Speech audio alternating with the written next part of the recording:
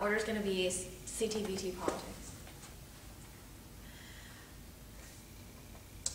Overview. CTBT ratification is key to stopping proliferation. That's Davis. Proliferation outweighs bioterror because it is much higher risk of causing station because countries like North Korea, Iran, and India are definitely nuclearizing now, whereas they can't point to a specific country that's increasing bioweapons and preparing an attack on the U.S. This is also the highest risk impact because tensions causes nuclear conflicts escalate, deterrence won't fall. Proliferation makes states nervous because the tremendous frequency involved outweighs both disease and genocide because intervening actors can solve those impacts as they play out.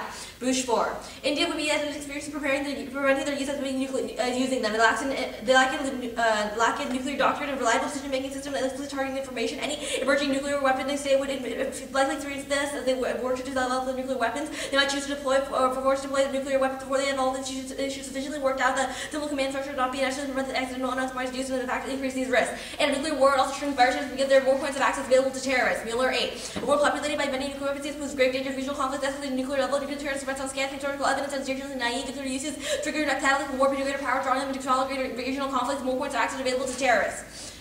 First, I'm going to debate. Group 2AC 1 and 2, they say Republicans studied historically opposed CTBT ratification under Clinton, but our just evidence assumes that the only reason why they voted no before was because they were angry with Clinton on decision to gain the military, the peacekeeping mission in Somalia and to sit out on the Vietnam War. The reasons are wholly political and not because they didn't like the CTBT itself. And vote count still. Obama has a good enough relationship to key monitor Senate Republicans to pass CTBT. Senior Democratic consultant has inside info. Joseph 9. With the Democratic majority of senators in place and close relationship with key moderate Republicans, Obama is within reach and 60 of them votes necessary to accept your ratification. And political climate is different from the past. New Republicans want to take another look at the treaty. Joseph 9. A number of influential Republicans have expressed a willingness to take another look at the test ban treaty. McCain went on his way to raise it and talked in the speech on the U.S. non-proliferation strategy.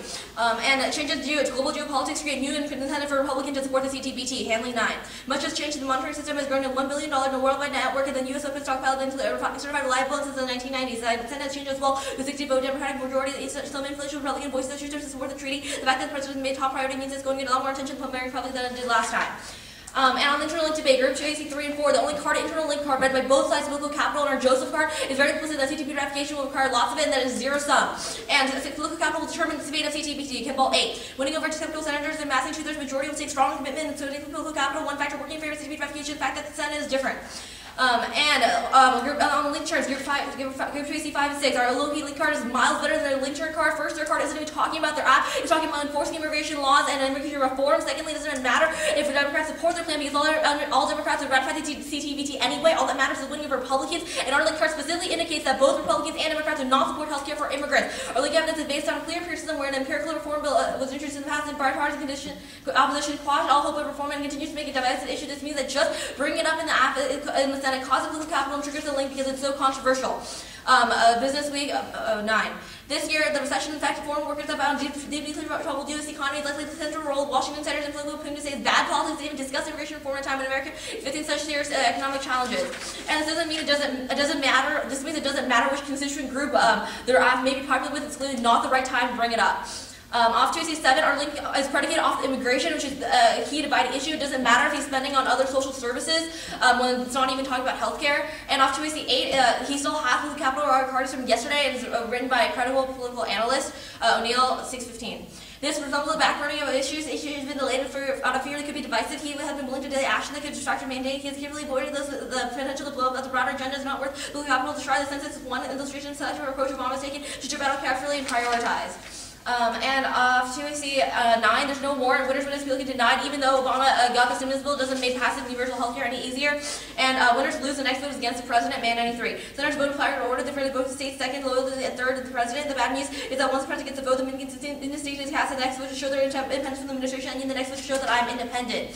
Off 2AC10, policy staff are good. Forces research current events and informed citizenry acts as the best internal education, rational decision-making of the impact of the 50 states fiat flow. They can't just fiat pass political capital issues. Off 2AC11, first ratification is not needed.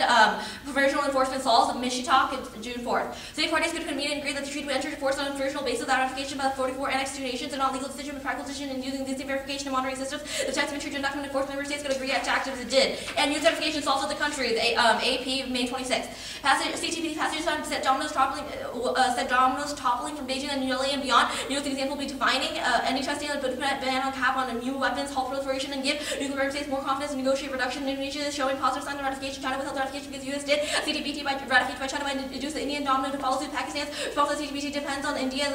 Israel backed off further ratification only because the U.S. did. Egypt might then logically follow. Iran and North Korea would face separate isolation and international pressure. If Pyongyang sees that all the P5 behind the treaty and no longer demanding the North Korea separation on that they don't. A repeated failure to ratify Washington could send dominoes tumbling in the other direction. China might see the need to resume testing multiple hydrogen missiles and testing being reaction might ensue.